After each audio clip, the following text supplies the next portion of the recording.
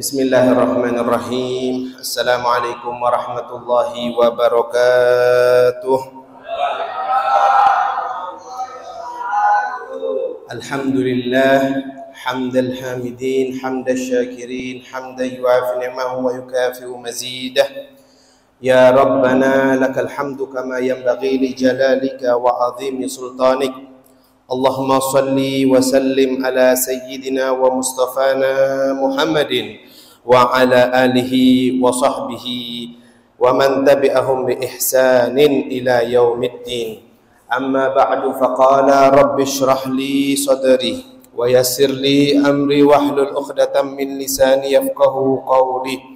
Rabbi zidni ilma warzuqni fahma bi rahmatika ya arhamar rahimin.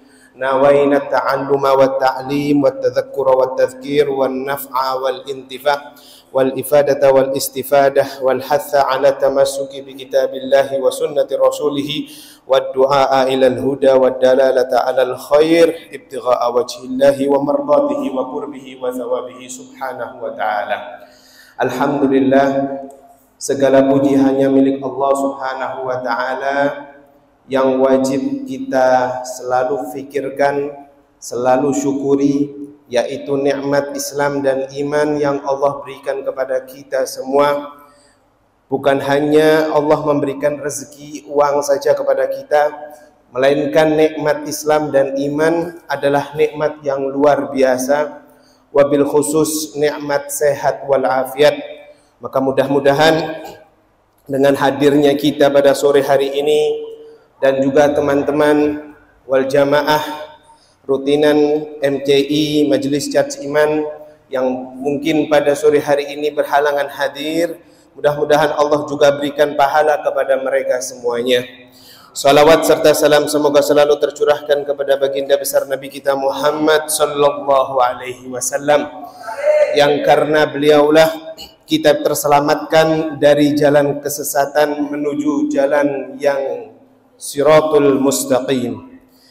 Hadirin Bapak Ibu jamaah rutinan pengajian fikih kitab Safinatun Najah yang dimuliakan oleh Allah, insya Allah malam nanti lepas adzan maghrib kita semua akan memasuki bulan yang spesial, bulan yang dinanti-nantikan oleh seluruh pecinta Nabi Muhammad sallallahu alaihi wasallam. Bulan yang mulia, gimana tidak mau mulia, bulan tersebut terlahir di muka bumi ini Nabi penutup para nabi, Nabi yang cinta kepada umatnya.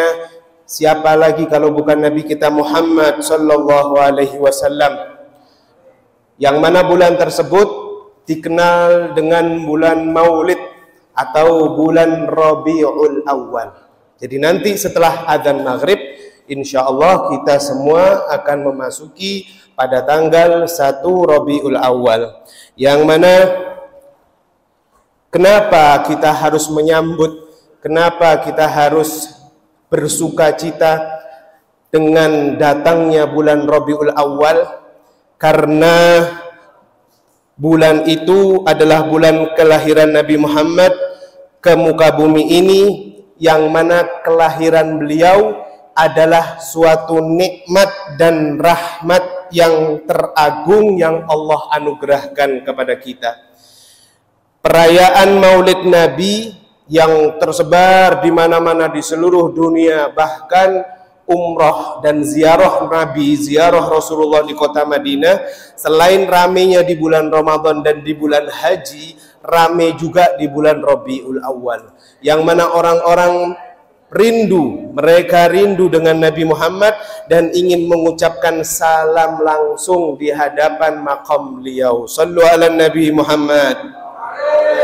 Perayaan Maulid adalah bentuk syukur kita kepada Allah Subhanahu wa taala atas nikmat yang mana Allah sangat berikan kepada kita.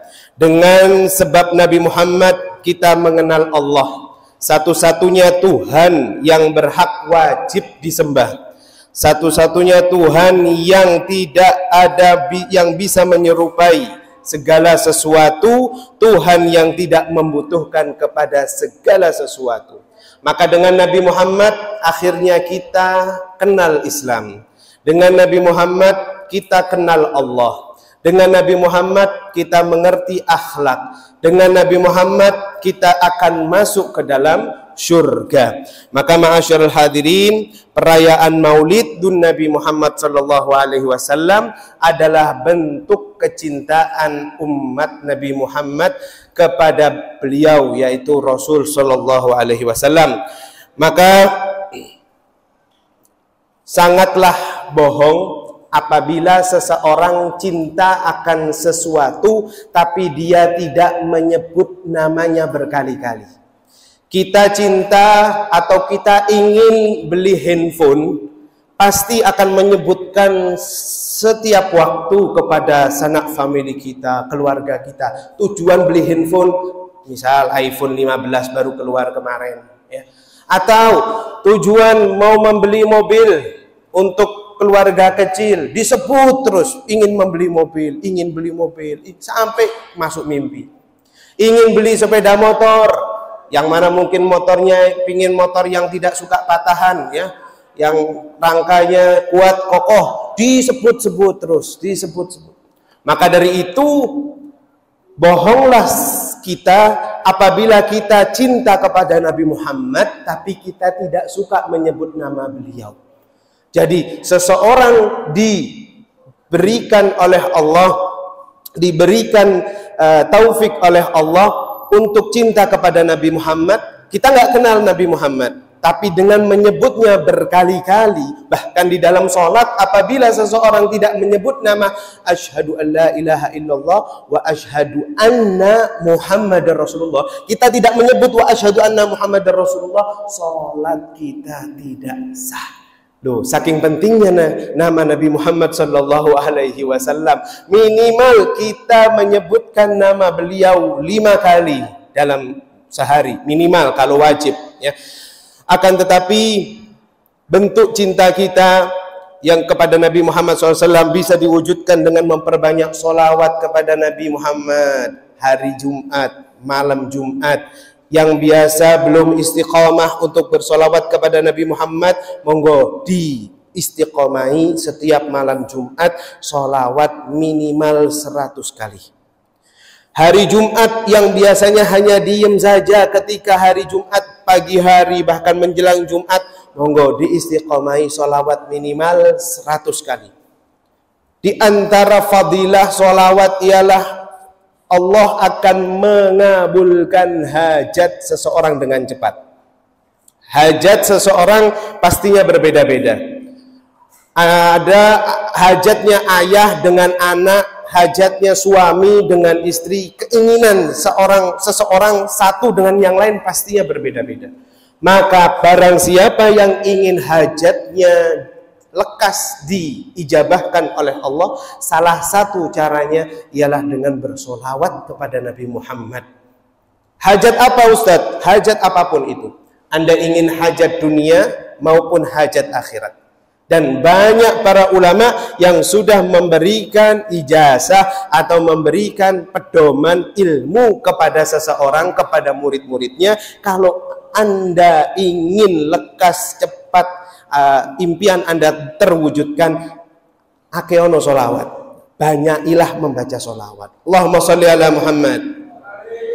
Kita bebas mengucapkan solawat kepada Nabi Muhammad dimanapun tempatnya, kecuali di tempat yang haram seperti kamar mandi, seperti tempat-tempat yang menjijikkan, itu tidak boleh. Orang kalau sholat dia harus menghadap kiblat, dia harus menutup aurat, dia harus dalam keadaan bersuci. Tapi kalau orang sedang bersolawat tidak diwajibkan menghadap kiblat, tidak diwajibkan dalam keadaan bersuci. Maka dari itu orang yang sudah terbiasa solawat, insya Allah setane minggat.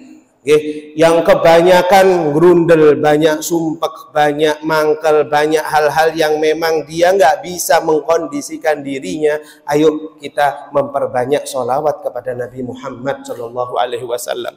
Bentuk cinta Nabi Muhammad kepada kita sangat banyak.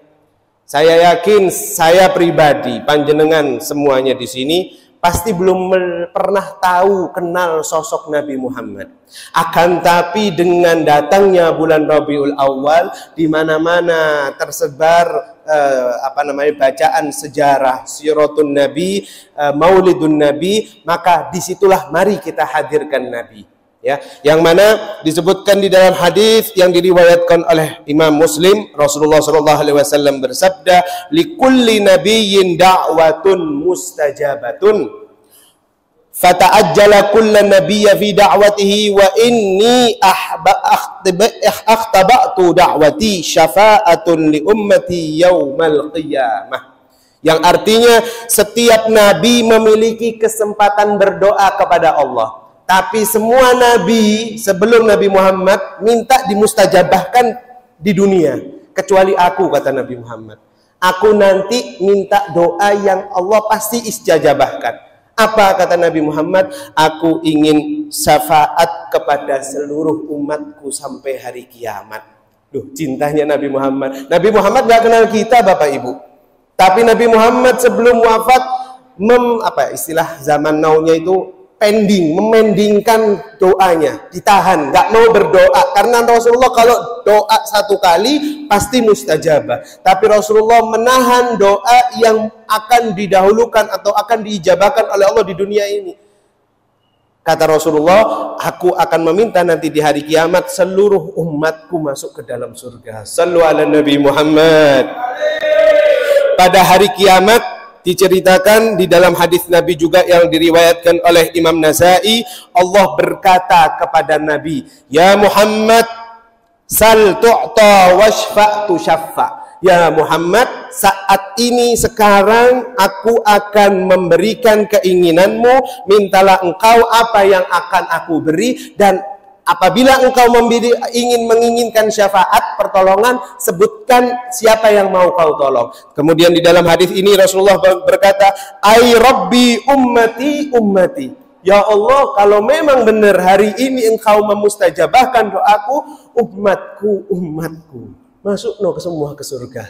Bayangkan Bapak Ibu, sudah malukah kita dengan dosa selama ini yang kita perbuat? Saking cintanya Nabi tidak mau lihat panjenengan kita semua ini berdosa. Yang penting semuanya masuk kepada surganya Allah. Itu cintanya Nabi kita Muhammad SAW. Para ulama mengatakan cintanya Nabi Muhammad kepada umatnya melebihi cintanya orang tua kepada anaknya.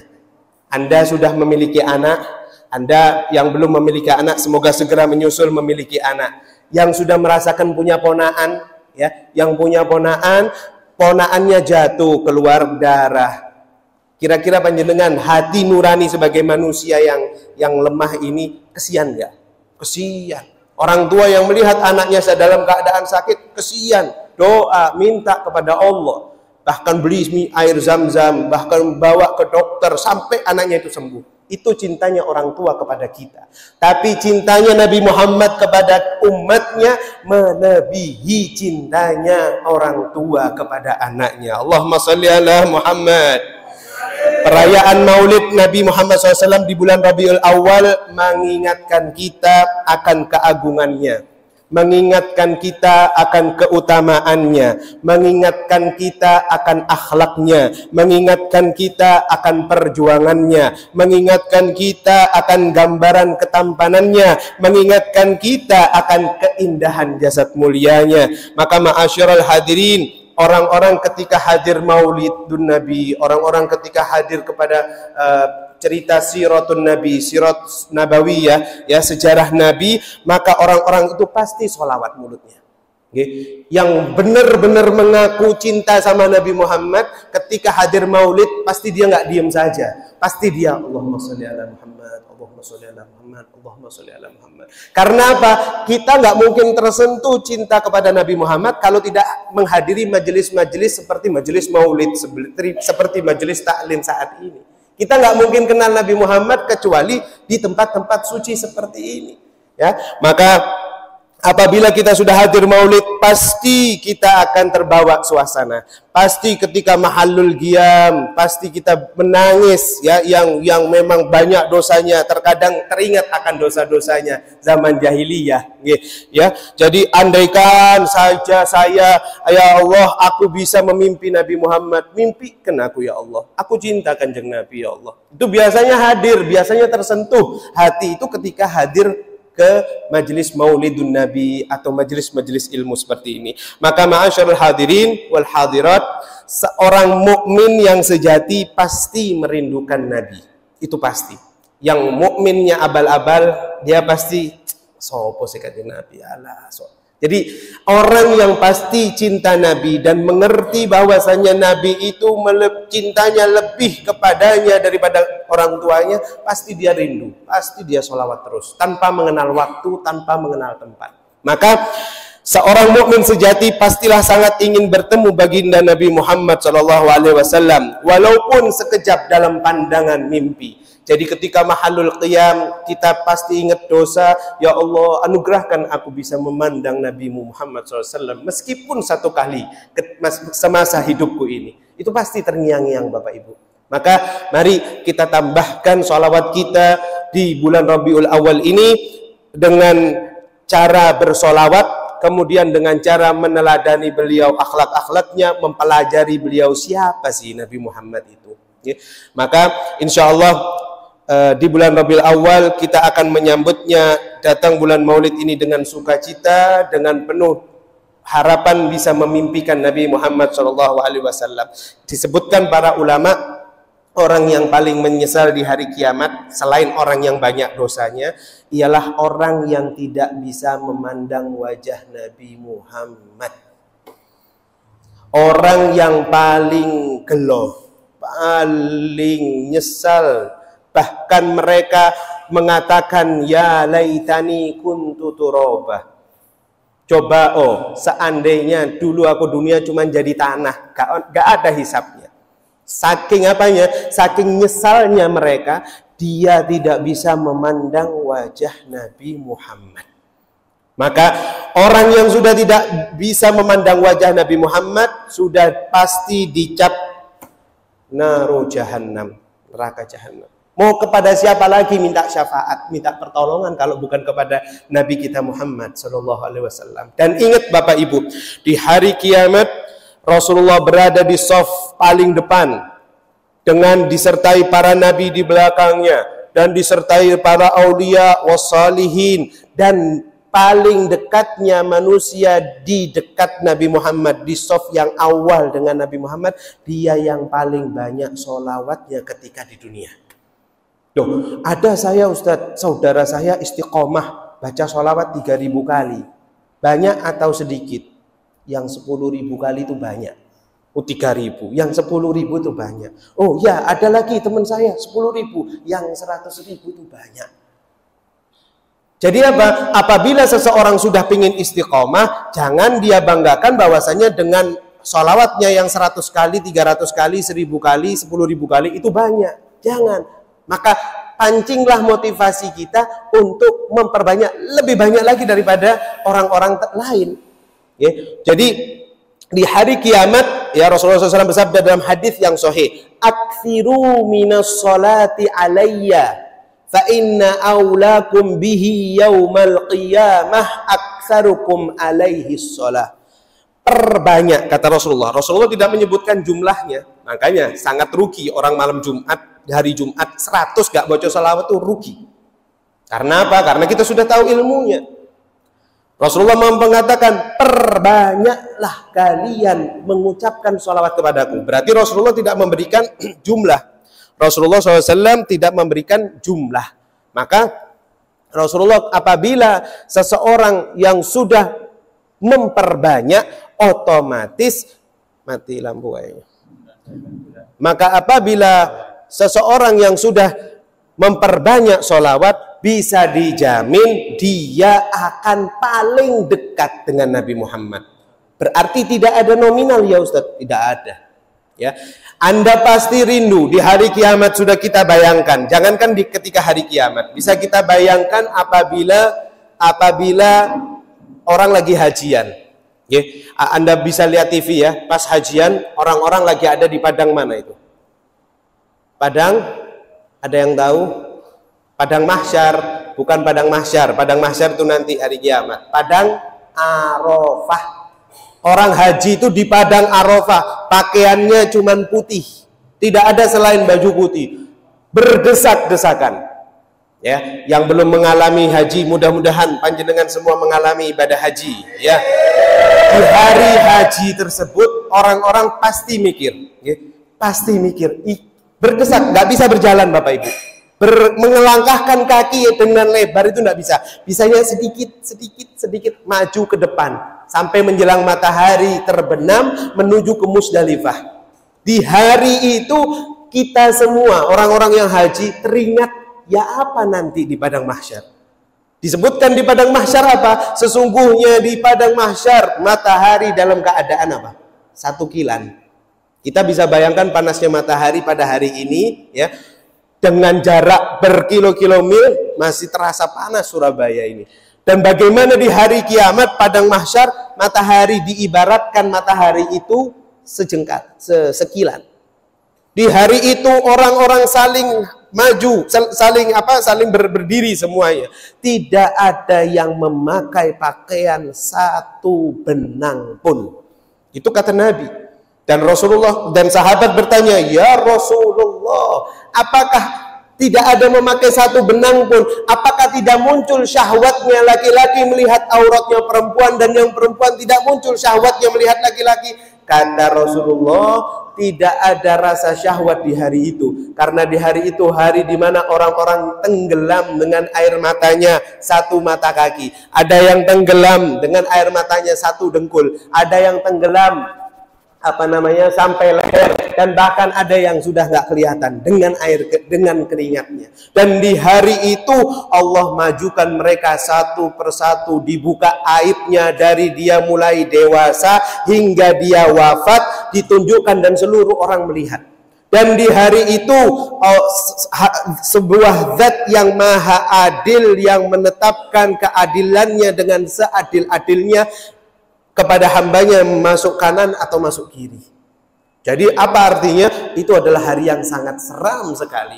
Maka orang yang ringan di padang mahsyar ialah orang-orang yang memang benar-benar melaksanakan segala perintah Allah dan menjauhi segala larangan Allah. Orang yang ringan di hari kiamat ialah orang yang takut ketika berbuat dosa. Apalagi dosa dilihat oleh orang lain saja sungkan kita. Apalagi dengan sembunyi-sembunyi. Dia takut. Dia takwa, dia takut, gak mau berbuat dosa kapanpun. Orang yang selamat di hari kiamat itu adalah orang-orang yang banyak sholawatnya. Sallu ala Nabi Muhammad. Maka ma'asyiral hadirin, selamat menyambut bulan Maulidun Nabi, bulan kelahiran Nabi Muhammad. Mudah-mudahan Allah tambahkan kecintaan kita kepada Sang Rasul Sallallahu Alaihi Wasallam. Mari kita lanjutkan bacaan kitab kita pada sore hari ini, yaitu bacaan kitab Safinatun Najah, yang mana di pertemuan lalu sudah kita bahas tentang bab tayammum ya, yang mana insya Allah kitab sudah ada di panjenengan semua ya. Jadi syarat-syarat tayammum itu apa sudah Anda ketahui semua, fardu-fardu tayammum sudah, bahkan ada yang praktek ya kemarin ya. Mudah-mudahan ilmu yang kita pelajari ini kelak menjadi saksi bahwasanya kita pernah belajar fikih dan kita bisa masuk surga karena belajar fikihnya kita ini. Bapak Ibu, kita lanjutkan tentang mubtilatit tayammum, tentang hal-hal yang membatalkan tayammum. Betul ya sampai sini ya. Faslun, fasal, monggo dilihat. Mubtilatit tayammumi salasatun. Hal-hal yang membatalkan tayammum itu ada 3 ya. Yaitu yang pertama ma abtalal wudu ya, apa-apa yang membatalkan wudu. Jadi kita sudah mengetahui hal-hal yang membatalkan wudu. Apa itu? Ada 5 perkara. Yaitu yang pertama apa? Yang pertama adalah bersentuhnya kulit laki-laki dan wanita yang bukan mahram, bukan muhrim. Sudah kita bahas ya di pelajaran lalu. Monggo dilihat untuk murojaah, untuk mengulang. Jadi ilmu kita barokah, ilmu kita tidak lupa. Oh, kalau di kitab matan di sini Safinatun Najah ini ada 4 ya. Di kitab lain beberapa ulama mengatakan ada 5. Kenapa 5? Karena tidurnya itu dipisah, ada 5. Nah, monggo dilihat halaman sebelumnya. Apa saja yang membatalkan wudhu? Monggo, sudah ketemu ya di pelajaran yang sebelumnya. Hal-hal yang membatalkan wudhu ada 4 perkara. Ini kita murojaah sedikit. Hal-hal yang membatalkan wudhu ada 4 perkara, yaitu yang pertama sesuatu yang keluar dari 2 jalan, yaitu kubul atau dubur. Jadi ada orang yang keluar kencing ya, atau orang yang keluar BAB ya, atau dalam bahasa halus sekarangnya pup ya, maka dia ini suara apa ya? Maka dia akan pasti batal. Loh Ustadz, bagaimana apabila ada seseorang nggak keluar kencing, tapi dia nun sewu keluar nanah atau keluar batu? Dia punya wudhu, tapi dari kemaluannya tiba-tiba keluar batu. Apakah wudhunya batal? Jawabannya batal. Kenapa? Karena bukan hanya keluar kencing saja atau pup saja, melainkan apapun itu yang keluar dari 2 jalan ya, maka membatalkan wudhu. Lalu kemudian yang kedua, hal-hal yang membatalkan wudhu adalah hilangnya akal karena tidur atau lainnya, kecuali tidurnya orang yang dengan posisi menetapkan bokongnya pada tanah ya. Sudah kita bahas bagaimana cara tidur dengan duduk ya, pada saat itu sudah kita bahas, insya Allah ada di YouTube Batu Beling ya. Lalu kemudian yang ketiga, bersentuhan antara kulit laki-laki dan wanita yang sudah sama-sama dewasa ya, yang sudah sama-sama dewasa selain mahramnya. Sekali lagi, mahram bukan muhrim. Muhrim adalah orang yang dalam keadaan niat ihram. Niat ihram itu apa? Niat orang mau ihram haji atau niat untuk ihram umroh. Jadi orang yang pakai pakaian baju putih, biasanya mayoritas putih ya, maka dari mikot ya, maka dia disebut dalam keadaan muhrim. Yang keempat yang membatalkan wudhu adalah memegang atau menyentuh kubul atau lingkaran duburnya dengan telapak tangan atas atau jari-jari bagian dalam. Kalau kesentuh dengan bagian jari-jari bagian luar, bagaimana? Nun sewu, saya yakin bukan kita menyengaja megang kemaluan ya, tapi biasanya yang sudah punya anak, ayahnya atau ibunya pas sholat maghrib tiba ya anaknya mau kencing atau mau pup, diinterkan kamar mandi nanggung, nak mau isya mau gini, kita nyewoi anak kita. Apabila menceboki anak kita dengan posisi yo pasti ya Pak, dengan lingkaran ini ya, dengan lingkaran telapak tangan dalam. Masa apa nyewoi dengan ini apa sakit semua, kena kuku semua ya. Jadi apabila ya ini istilah fikih, apabila bisa dia menyentuh kubul atau dubur itu dengan telapak tangan bagian luar, maka tidak batal wudhunya. Kalau bagian dalam pasti batal. Understand? Jadi itu yang membatalkan wudhu. Ya, sekarang kembali ke pelajaran hari ini, hal-hal yang membatalkan tayamum, yaitu yang pertama sama seperti perkara yang membatalkan wudhu. Sama seperti perkara yang membatalkan wudhu. Apa perkara yang membatalkan wudhu? Yaitu yang barusan kita baca, 4 perkara tadi. Kemudian wariddatu, murtad. Na'udzubillah. Semoga Allah menjaga iman kita. Jangan sampai seseorang itu keluar dari agama Islam cuman gara-gara sekarung beras, cuman gara-gara sekardus Indomie atau mie goreng ya. Jangan. Di daerah-daerah besar di Indonesia ini, di daerah-daerah masuk pedalaman itu banyak sekali rentan saudara-saudara kita ya tergoda, karena memang ini memang salah umat Islam sendiri ya, yang mana tidak terorganisir. Harusnya orang-orang Islam yang dalam keadaan mampu itu memberikan saudara-saudaranya, diorganisirkan. Kalau kompak orang Islam seluruh Indonesia ini yang berkemampuan, yang kaya-kaya, mengumpulkan uang zakatnya saja dan memberikan salurannya, menyalurkan kepada orang-orang yang membutuhkan, pasti saudara-saudara kita itu semua menjaga imannya ya. Saya mengalami 2005-2006. Waktu itu ada gempa Jogja, gunung apa? Kidul ya, gunung apa? Mbah Marijan almarhum. Ya, gunung berapi ya. Saya posisi di Solo, saya menjadi tim relawan untuk waktu itu bukan Sragen, apa desanya itu 2005 ya, 2005.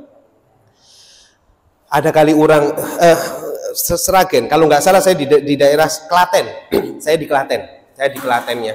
Jadi ketika itu hancur Bapak Ibu, semuanya benar-benar desa-desa di Jawa Tengah itu hancur. Waktu itu sempat ketemu Mbah Marijan juga ya pada malam hari. Beliau ya orang luar biasa juga ya, meninggalnya dalam keadaan sujud ya waktu itu ya. 2005 berarti sekitar berapa tahun yang lalu itu? 2006 ya, 2006 ya, 2006. Itu berapa tahun yang lalu? Berarti lebih dari 15 tahun. 17 tahun yang lalu berarti.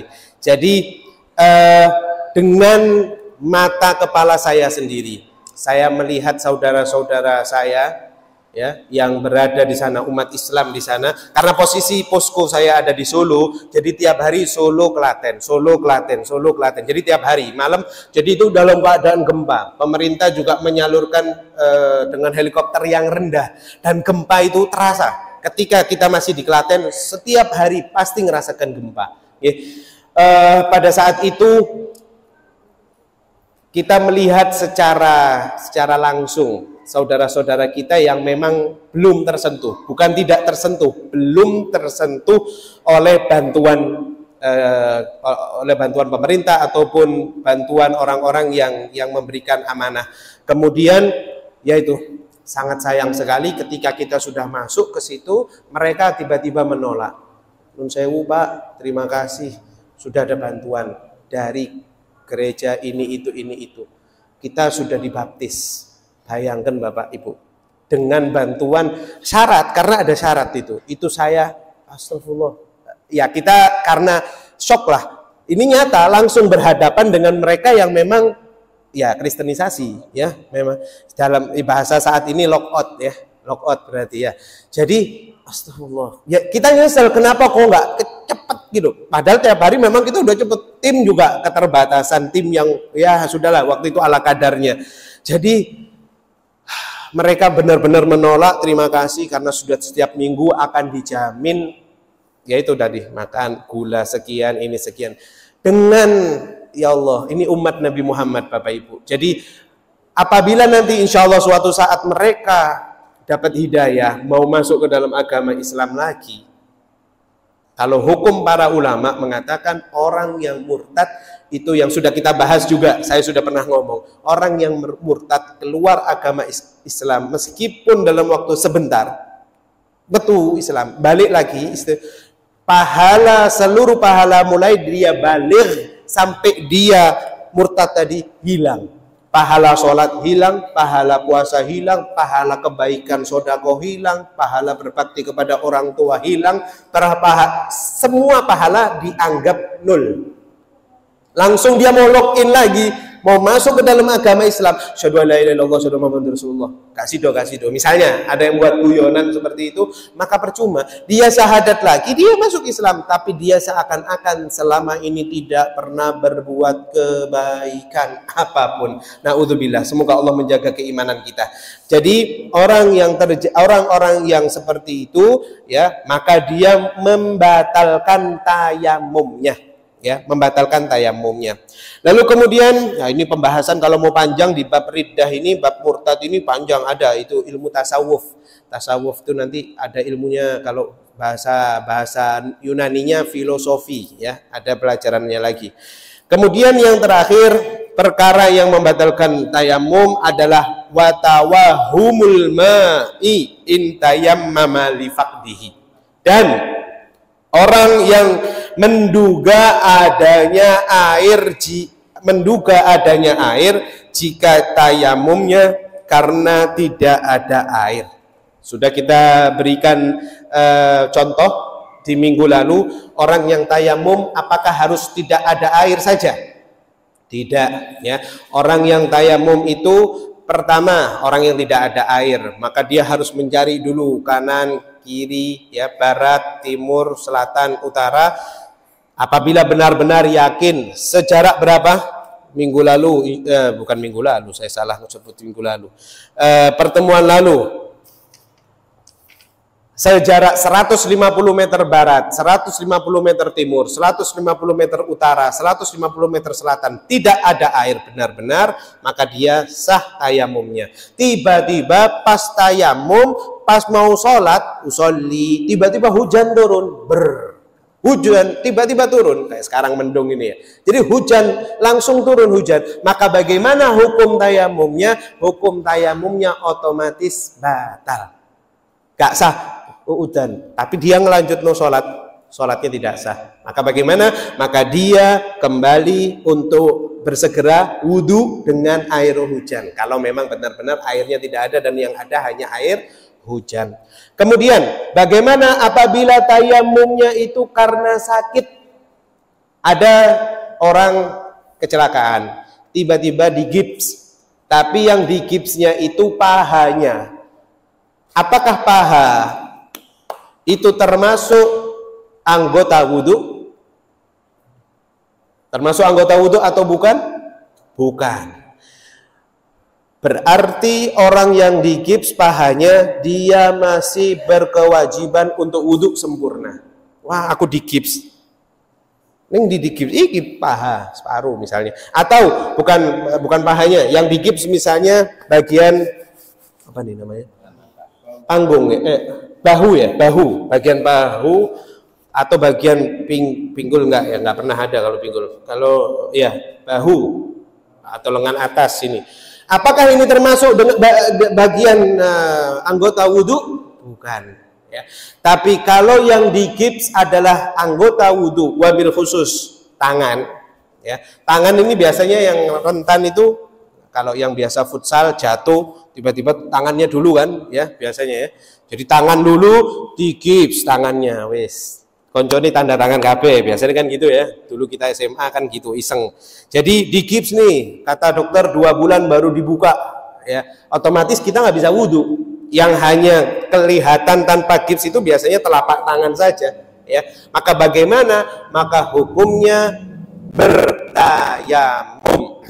Nah terus, apakah tayamumnya itu hanya muka saja dengan apa namanya, dengan tangan? Kan tangan masih ada ya Pak ya, Bapak Ibu semua kan masih ada di tangan. Telapak tangan kan masih ada. Apakah ditayamumi semuanya satu gips? Tidak. Caranya ialah dia yang pertama wudhu sempurna.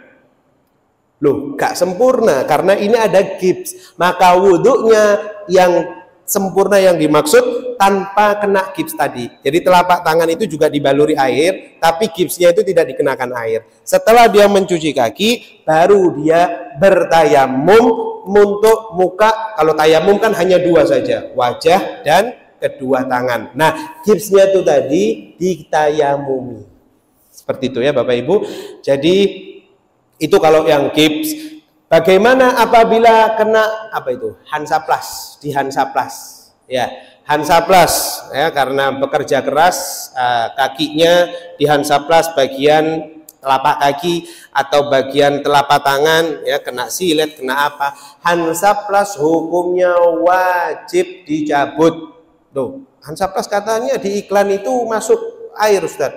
Para ulama bersepakat untuk hansaplas, namanya itu apa? As-satar ya, kalau dalam bahasa Arabnya penutup itu wajib dicabut dan wudhu dengan sempurna. Ya, kecuali kalau ada kata dokter yang memvonis apabila Anda membuka Hansaplast, penyakit Anda tambah lama sembuhnya, maka baru dia boleh tayamum. Tapi kalau tidak ada, cabut, baru nanti beli baru langsung dipakai lagi. Insya Allah difahami ya Bapak Ibu. Itu tentang tayamum. Mari kita lanjutkan pelajaran lagi selanjutnya. Faslun alladzi yathuru minan najasati thalathatun. Yang benda-benda, mau dilihat kitabnya, benda-benda najis yang bisa menjadi suci ada 3 hal. Yang pertama, al-khamru idza takhallalat binafsiha. Yang pertama adalah khamr atau arak ya, yang berubah dengan sendirinya, berubahnya menjadi cuka ya. Berubahnya menjadi cuka. Jadi Bapak Ibu yang dimuliakan oleh Allah,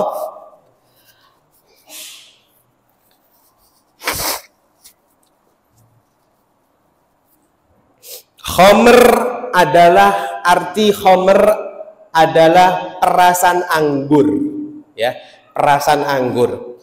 Dan dari zaman dahulu sampai saat ini, khamr artinya perasan anggur. Jadi apabila anggur diperas tapi diniatkan untuk jadi minuman keras, maka hukumnya para ulama mengatakan haram untuk diminum. Difahami ini yang pertama. Lalu yang kedua, ada orang yang memeras anggur ya, kita nggak bisa tahu memeras anggur itu kecuali kalau kita hidupnya di negara yang memang anggur itu banyak. Ya, kayak di tempat-tempat dingin itu ya, kalau di Indonesia ada di Bogor, itu biasanya petani anggur itu banyak ya. Jadi anggur diambil, kalau ada anggur diambil, ditaruh di dalam botol, tiba-tiba tanpa ada niat kita ingin menjadikan dia minuman keras, tiba-tiba suatu saat lupa dia minum air itu, loh kok rasanya memabukkan. Karena perasaan anggur itu dari zaman dulu, dari zaman sebelum ada pabrik bir ya, dari zaman dulu anggur kalau sudah berfermentasi ya, bahasa anunya berfermentasi, dia akan menghilangkan akal, akan membuat orang pusing, orang mabuk. Nah, apabila seseorang tidak sengaja dari perasan anggur, atau para ulama juga mengatakan perasan kurma biasanya, atau kalau Jawa Timur itu tape Pak. Biasanya tape itu kalau difermentasi itu juga sama ya. Jadi kalau semua buah-buahan yang memang tadinya makanan lah ya, yang tadinya halal tapi diniati memang untuk menjadi arak, menjadi minuman keras, diniati iki tak pendem ben tambah enak, tambah sip malam minggu jos, misal, naudzubillah min dzalik, seperti itu. Maka kalau sudah seperti itu dia niatkan, haram, berdosa. Seandainya dia memang nyimpen kurmoi Ramadan, timbangan ini dibuat, tak simpen, tapi tak kayak mau dikasih gula, ya. Dia bereksperimen barangkali menambahkan stamina yang optimal dan fit. Tiba-tiba dia nggak ngerti kalau memang kurma itu juga bakal berfermentasi, dia minum kurma itu, mabuk akhirnya. Maka bagaimana hukumnya? Apabila hukumnya dia tidak tahu, hukumnya tidak berdosa. Baik, itu yang pertama. Kemudian monggo dilihat kitabnya lagi. Wajildul maitati idza dubigha, dan kulit bangkai yang sudah disamak. Ya, bangkai ada bahasa Arabnya artinya al-mayyitah, bangkai al-mayyitah. Jadi Bapak Ibu, semua kulit bangkai ya, apabila hewan yang dimaksud adalah hewan yang suci seperti kambing, sapi, disembelih atas nama Allah, bismillahirrahmanirrahim, disembelih. Lalu kulitnya itu diberi dabghu itu samak. Apa sih kalau dalam bahasa Arab itu al-qaroz. Qaroz itu sesuatu zat yang bahannya itu pedas. Biasanya di sini disamak tuh pakai garam ya kalau tidak salah ya. Jadi menyamak pabrik-pabrik kulit itu saya pernah lihat di Jawa Barat itu kayak ada bahan apa itu bahannya itu namanya itu tahu dengan Mas. Jadi warnanya putih gitu loh. Jadi dia itu ditaruh di atas kulit kambing, kulit kerbau, pabrik kemudian ditumpuk-tumpuki. Jadi biar kotoran darahnya kambing ke darahnya kerbau ini hilang. Bahkan sudah baru dioper ke pabrik jadilah jaket kulit. Nah, itu namanya, aduh lupa saya. Itu jadi apabila kulit kambing dan kulit sapi disamak, maka diperbolehkan ya. Apabila kulit anjing dan babi dia mati, kemudian kulitnya diambil, apakah halal?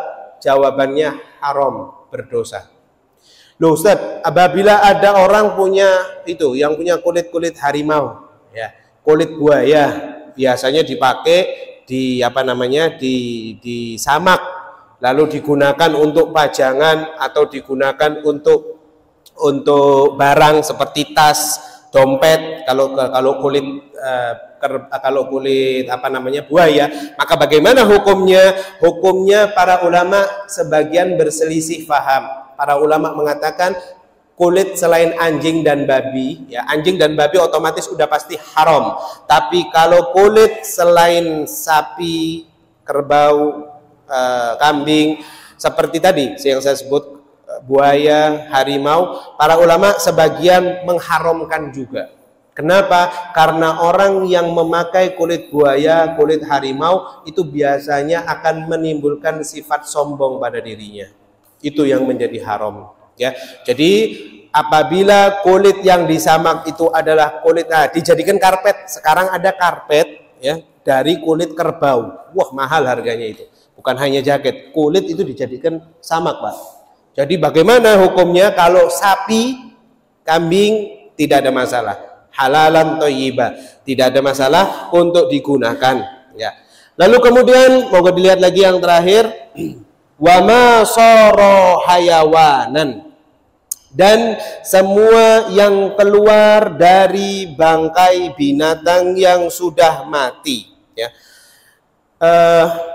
Apabila kita pernah lihat ya di jalan-jalan, biasanya di tengah jalan ada tikus mati ya, ndak, kelindes sana sini kesian ya. Atau pernah kita pas mau benerkan genteng rumah, tiba-tiba nemu kucing yang selama ini kita cari-cari ternyata mati di atas genteng, plafon, ya enggak? Jadi atau apapun itu. Nah, kalau bangkai hewan yang sudah lama mati, otomatis biasanya akan keluar belatungnya. Ya. Belatung yang keluar dari bangkai hewan ya, dan bangkainya ini udah nggak kelihatan, bangkainya sudah tidak kelihatan, bangkai kucingnya tidak kelihatan. Saya kasih pandangan kucing karena memang itu realita yang sering kita terjadi seperti itu. Atau bangkai tikus, bangkainya ini udah nggak kelihatan, tapi ada cacingnya, ada belatungnya ya. Maka bagaimana hukum memegang cacing itu atau belatung itu? Hukumnya sah-sah saja, suci kok.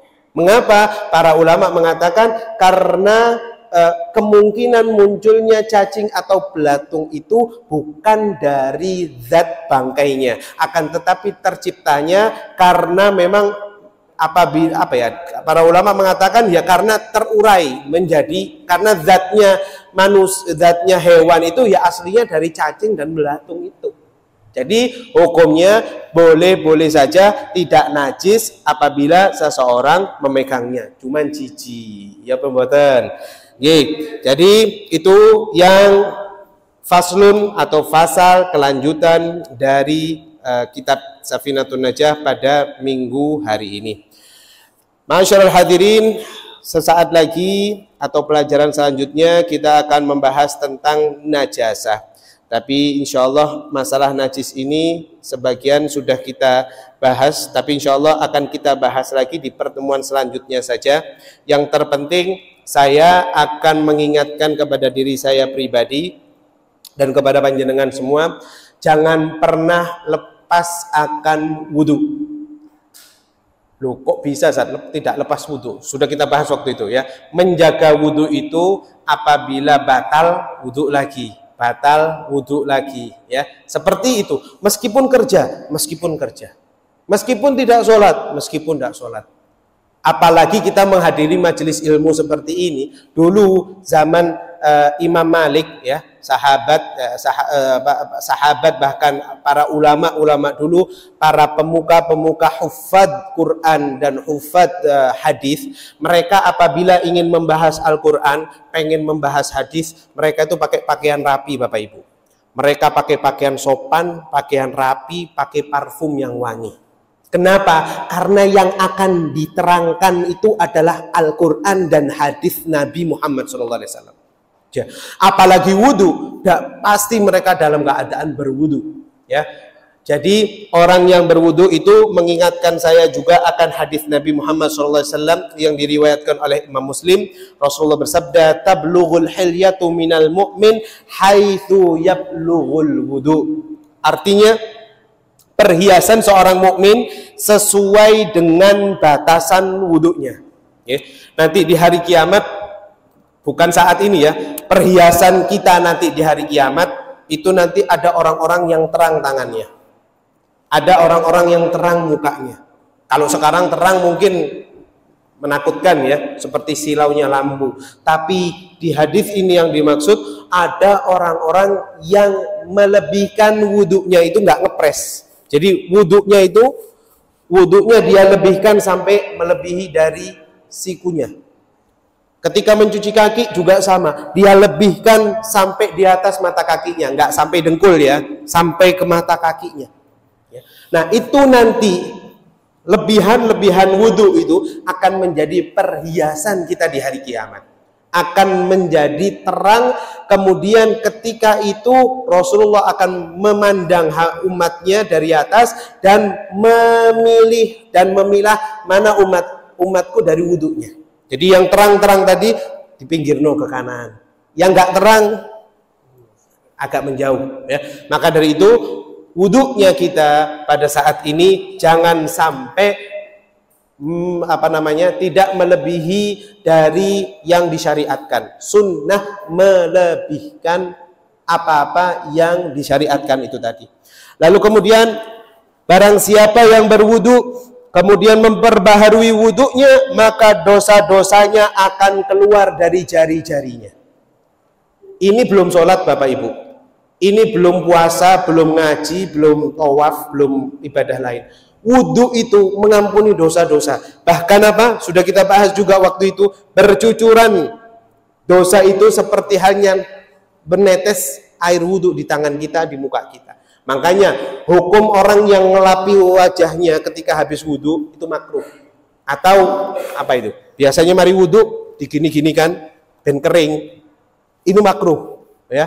Ini makruh. Kecuali ada sesuatu hal yang mungkin katanya dokter, nek jenengan habis wudhu itu kalau tidak langsung dilap isok bentol-bentol jerawat kabeh misal, maka boleh seseorang untuk mengelap wudhunya. Tapi apabila dia dalam keadaan sehat, dalam keadaan sempurna, maka apabila wudhu jangan dikeringkan.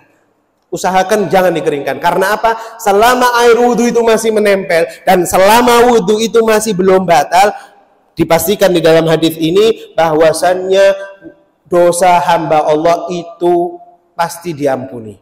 Belum sholat tuh ini masih wudhu. Orang yang jaga wudhu itu diampuni dosa-dosanya. Mudah-mudahan kita termasuk dalam hadis tersebut. Kemudian Sayyidina Utsman bin Affan berkata bahwasannya Nabi Muhammad SAW bersabda, ya, beliau berkata, aku berwudhu seperti wudhunya Rasulullah, ya. Dan aku mendengar yang Rasulullah SAW mengatakan bahwasannya siapa yang wudhunya seperti ini, yaitu seperti yang sekarang ini yang panjenengan ya lakukan insya Allah kalau sesuai dengan syariat. Siapa yang melakukan wudhu dalam keadaan tertib, ya sudah kita bahas ya masalah wudhu, sudah atau belum tuh? Sudah kita bahas. Wudhunya kita sempurna, pasti akan diampuni oleh Allah. Loh ini loh Bapak Ibu, keutamaan menjaga wudhu. Jadi sekarang kita batal, langsung bersegera untuk berwudu kembali. Kemudian juga ini sebabnya banyak orang ya yang mana gak mau batal wudu. Ada tipe orang gak mau batal. Kayak batal itu kayak aneh sawangan gak enak. Langsung menyegerakan diri untuk wudu lagi. Ada. Itu berarti apa tandanya? Tandanya dia adalah orang-orang pilihan Allah. Jadi jenengan sekarang bisa mikir, aku iki saiki wis dipilih kali pangeran apa doreng? Ya, sudah dipilih sama Allah atau belum nih sekarang? Kalau Anda merasa sudah menjadi pilihan Allah, maka Anda jaga wudhu Anda saat ini. Kemudian ya itu saja yang mungkin bisa saya sampaikan di pertemuan kali ini. Ditutup dengan hadis qudsi. Allah Subhanahu wa taala mengatakan kepada Nabi Musa. Nabi Musa itu terkenal menjaga wudhu, Bapak Ibu. Ya, Nabi Musa terkenal jaga wudhu. Ya, gak pernah, bahkan di riwayat menyebutkan Nabi Musa itu tidak pernah batal wudhu. Ada yang riwayat mengatakan seperti itu. Nah, disebutkan di hadis qudsi, Allah mengatakan kepada Musa, Ya Musa, idza asabatka musibatan wa anta ala ghairi wudhu fala talumanna. Wahai Musa, apabila engkau tertimpa musibah, ya, apabila engkau tertimpa musibah dan engkau tanpa wudu, fala talumanna illa nafsak. Maka jangan salahkan kecuali salahkan dirimu sendiri. Loh, hadis qudsi. Jadi Nabi Musa diwanti-wanti oleh Allah, ya Musa, apabila engkau mendapati musibah, suatu hari engkau mendapati hal yang engkau enggak menginginkannya dan engkau dapati dan engkau mendapatinya dalam keadaan tidak berwudu, maka jangan salahkan kecuali salahkan dirimu sendiri. Ini bisa diambil hikmahnya. Kadang kita berolahraga, ya, ada yang biasanya lari pagi, jogging, sepedaan, ini itu, main futsal, tapi terkadang lupa wudu, ya, tiba-tiba cedera. Mari ngono nyalakno pangeran. Wah.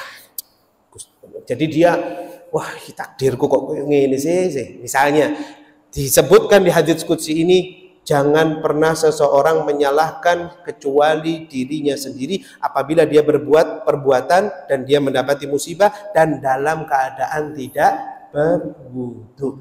Mari di bulan Rabiul Awal yang akan kita dapati maghrib nanti, kita istiqomahi sholawat kepada Nabi Muhammad dan juga kita istiqomahi dalam keadaan berwudu. Anda kerja sekarang, ya, Anda semua jamaah Masjid Nurus Salam ini semuanya yang pastinya bekerja, yang ibu-ibu pastinya bekerja di rumah tangga, masak. Apakah masak harus dalam keadaan wudu? Tidak ada apa-apa. Bahkan biasanya kalau masak dalam keadaan wudu itu masakannya lebih sedap. Ya, para ulama mengatakan seperti itu, apalagi sama mengaji Al-Qur'an, ya. Biasanya kalau yang punya istri hafizah itu pas ngudek jana ngasem itu ambil baca Al-Imran, ambil murojaah. Luar biasa nikmatnya jana ngasem kalau sudah dibacakan Al-Qur'an. Dan itu apakah ada? Ada, realitanya seperti itu. Mudah-mudahan dari kru karyawati ini ada yang hafizah juga, paling tidak. Kalau enggak hafizah, mbak-mbak yang belum berjodoh, nanti kalau sudah ada jodohnya, baca qul a'udzu birabbin nas malikin nas, benjana ngasemnya juga tambah sedap.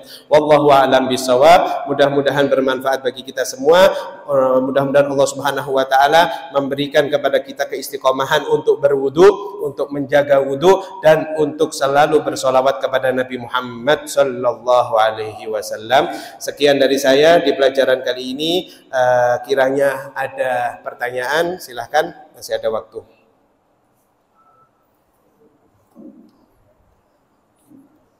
Yang tanya, ayo.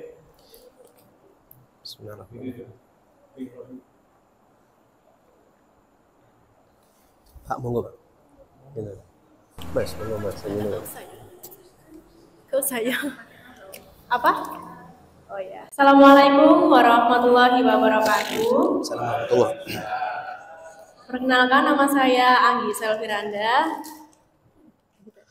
Saya mau menanyakan untuk yang ini kasus wudu.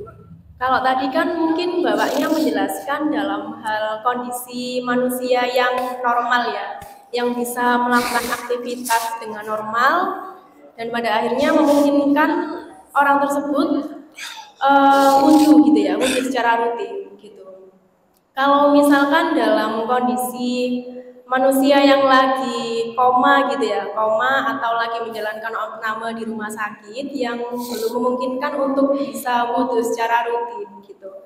Nah, apakah ada pengkhususan atau hukum tertentu bagi orang-orang yang masih belum memungkinkan untuk bisa menjalankan wudhu dengan rutin tuh bagaimana ya Pak kalau untuk kondisi yang seperti itu? Karena kalau menurut yang Bapak sampaikan juga ada beberapa keistimewaan dari wudhu tersendiri yang bisa didapatkan dari yang bisa diperoleh oleh manusia itu sendiri gitu kan. Jadi kalau kondisi orang yang ada kondisi khusus gitu bagaimana Pak kalau dalam hal wudhu ini? Itu saja sih pertanyaan saya. Terima kasih. Wassalamualaikum warahmatullahi wabarakatuh. Waalaikumsalam. Cukup itu dulu. Saya jawab. Oke. Pertanyaan bagus. Ini yang saya tangkap ada dua hal. Apakah yang dimaksud jenengan adalah orang yang dalam keadaan sakit harus istiqomah dalam keadaan berwudu, atau pertanyaan jenengan apakah orang sakit itu tetap wudhu apabila mau sholat? Yang mana yang Anda maksud? Saya bisa mengurai jadi dua nih. Oke. Yang pertama, saya jelaskan dua-duanya kalau begitu. Orang yang sudah sakit, sakit itu termasuk ma'dzurat, termasuk hal-hal yang diudurkan, ya. Orang kalau tidak punya wudhu, ya, dan dia dalam keadaan sakit, jangankan nunggu sakit, ketika tidur punya wudhu nggak? Tidak, tapi sunnahnya Rasulullah mengajarkan kepada kita sebelum tidur malam hari sunnah wudhu. Kenapa sunnah wudhu? Karena apabila malam itu menjadi malam terakhir kita, Allah mencabut nyawa kita, kita dalam keadaan berwudhu, dan insya Allah kita meninggal insya Allah dalam kriteria husnul khatimah. Dalam keadaan suci juga. Tidur, kita bangun dari tidur, apakah langsung sholat subuh? Apakah langsung sholat tahajud? Tidak, ya. Akan tetapi sunnahnya sebelum tidur kita berwudu. Loh Ustadz, bagaimana kalau sudah wudu dicekel, dipegang sama istri, guyonan tak apa, terus tiba-tiba megang, wis niat-niat wudu, kena-kena, dipegang, akhirnya tidurnya tanpa memegang wudu. Nah, di sini panjenengan bisa memakai mazhabnya Imam Malik sesuai dengan madhabnya Imam Malik ketika kita mau umroh atau haji. Bagaimana caranya? Ketika kita wudhu, sudah saya jelaskan juga sebelumnya ini, kita wudhu, kita kita bukan mengalirkan air kita gosok-gosok, ya. Tangan juga digosok, rambut, kepala semuanya wajib basah semua, kemudian kaki digosok. Jadi bukan hanya dengan gayung saja atau dengan air keran saja.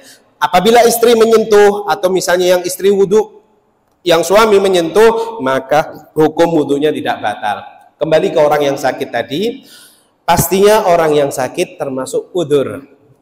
Berarti orang yang udzur mendapatkan rukhsah, izin dari Allah untuk dia tidak memiliki wudhu dalam keadaan sakitnya. Akan tetapi orang yang kalau koma itu, saya rasa kalau koma tidak mungkin dalam keadaan dia harus ke kamar mandi wudhu dulu. Oh, sudah pasti. Kita nggak ngomong koma, kita ngomong orang sakit normal saja. Saudara-saudara kita yang apabila pada saat ini mereka ada di rumah sakit Suwan, di PHC, Al-Irsyad dan lain sebagainya, bisa kita lihat dalam keadaan sakit biasa saja, mereka rata-rata nggak bisa bersentuhan dengan air. Tapi mereka itu pengen seperti orang normal. Nah ini loh Bapak Ibu, keadaan yang nikmat itu kalau sudah dicabut baru terasa.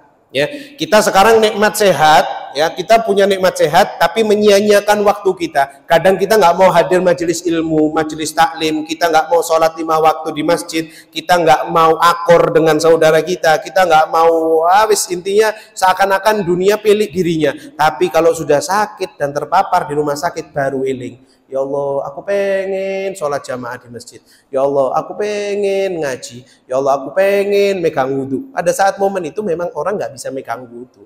Nah, maka di momen orang-orang sakit seperti itu, rukhsah tidak apa-apa tidak memiliki wudhu.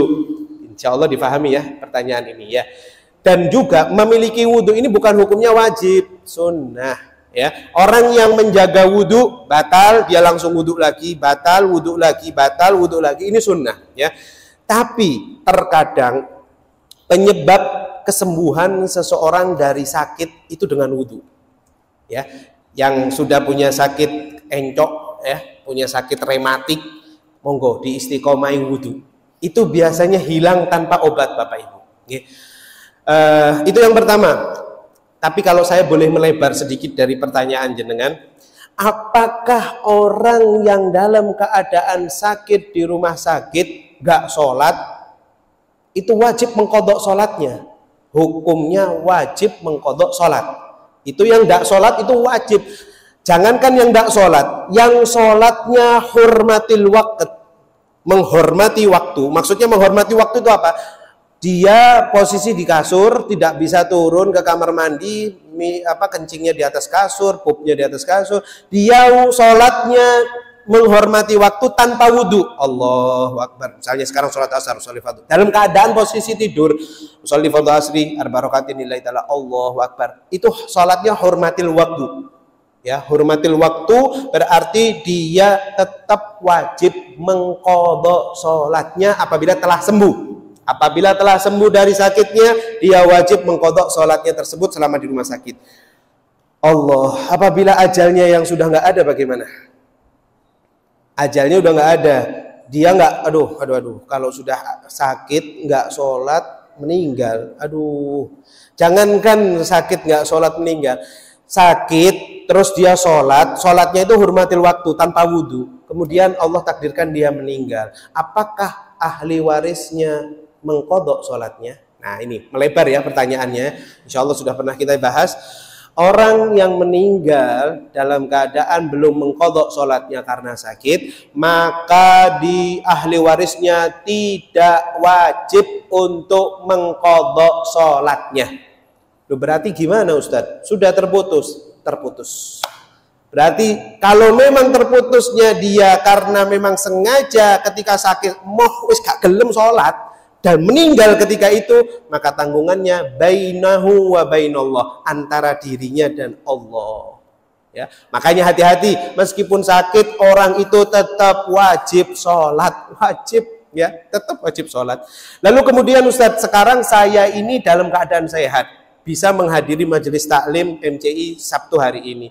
Saya ingat dulu SMA, ya wis jenenge SMA nakal-nakalnya ninggalkan sholat, dan saya ingat atau saya lupa jumlah sholat yang saya tinggalkan itu berapa banyak. Apakah saat ini saya sudah sadar boleh mengqadha sholat saya itu? Boleh ya. Kalau jenengan ingat dulu sering gak sholat duhur, atau sering gak sholat subuh, sering gak sholat isya, jenengan ingat, aku kayak ane biyen niku gak sholat 3 hari. Apakah boleh mengqadha saat ini, sekarang habis sholat asarnya, habis majelis ini kita sholat? Silakan. Untuk waktu qadhaan tidak ada waktu yang dibebankan, bebas waktunya. Ya. Aku telu talimo ya biyen ya. Nah, kalau ragu, aku ini dulu nggak sholat 3 kali atau 5 kali, maka bagaimana? Yang diambil yang paling banyak, nggak sholat 5 kali. Ya, yang diambil yang paling banyak. Seandainya kenyataannya kita hanya sholatnya 3 kali, 2 itu sudah kehitung pahala bagi kita. Difahami kira-kira? Wallahu a'lam. Ada lagi? Monggo. Assalamualaikum warahmatullahi wabarakatuh. Kalau masalah sholat tadi, mungkin yang harus berubah sebagai saya lakukan dalam masalah kenyataan. Misalkan sakit, kemudian kita atau pakai kain, hukumnya kesulitan. Waalaikumsalam warahmatullahi wabarakatuh. Terima kasih Pak Anto. Sakit pakai kateter atau pampers ya, di kateter terus pakai pampers. Bagaimana hukumnya? Termasuk dari jawaban kami tadi, yaitu sholatnya termasuk sholat hurmatil waktu, menghormati waktu. Jadi maksudnya menghormati waktu itu apa? Jadi dia menghormati waktu sholat yang telah masuk, dan apabila dia ditakdirkan ajalnya tidak ada setelah keluar, dia sudah menunaikan kewajibannya. Dan Allah Maha tahu, meskipun dalam keadaan najis, dia tetap ingat kali Gusti Allah. Jadi apapun kondisi seseorang yang sakit, bukan yang di IGD yang koma loh ya. Sepertinya kalau yang di IGD koma sudah sudah seperti itu, atau sudah pakai inkubator, terus ayo sholat, gak mungkin. Dengan mau ngingetkan sholat itu, ini sudah antara hidup dan mati. Mau diingatkan sholat itu tak bisa. Jadi itu sudah penyesalan, sudah gak ada artinya, sudah nyesel yang terakhir nggak ada ya. Jadi kalau dalam keadaan di luar IGD, di luar ketika koma, di luar ICU maksud saya, maka masih diwajibkan untuk sholat. Meskipun dalam keadaan dia masih bawa najis, jangankan bawa najis saja, sudah bawa ada pakai pampers dan dia ndak wudhu, tidak ada masalah, tapi hormatil waktu. Syukur-syukur kalau memang ada yang bisa memberikan tayamum. Kembali ke bab tayamum tadi. Jadi masih bisa gerak untuk tayamum, maka tidak apa-apa. Gerakan tayamum di kasurnya. Di kasurnya dia tayamum, dia mengusap wajahnya, kemudian mengusap kedua tangannya. Kalau bisa, kalau tidak bisa, dia hanya usolli fardhu. Tapi ketika sembuh wajib qadha, dan ahli warisnya atau keluarganya harus ngitung berapa hari ini di rumah sakit dan berapa hari tidak melakukan sholat. Apabila, nah ini saya sedikit soalnya yang dialami oleh saudara saya waktu di Siloam itu, dia dalam keadaan sakit ya, karena sakit yang dimaksud itu HB-nya turun misalnya, terus dia bisa wudhu, dia bisa sempurna wudhunya, tapi nggak bisa dalam keadaan normal. Bagaimana hukumnya Ustadz? Hukumnya dia tidak diwajibkan qadha. Karena apa? Dia wudhunya sempurna di kamar mandi, kemudian dia juga bajunya dalam keadaan suci. Meskipun dalam keadaan duduk sholatnya atau dalam keadaan tidur sholatnya, meskipun dia di rumah sakit, tidak wajib qadha. Wallahu a'lam. Monggo, ada lagi? Baik, mudah-mudahan apa yang kami sampaikan bermanfaat bagi kita semua. Wabil khusus, kebenaran itu datangnya pasti bukan dari lisan saya. Kebenaran itu datangnya dari Allah Azza wa Jalla, dan kesalahan pastinya dari lisan manusia yang wabil khusus yang berada di hadapan panjenengan.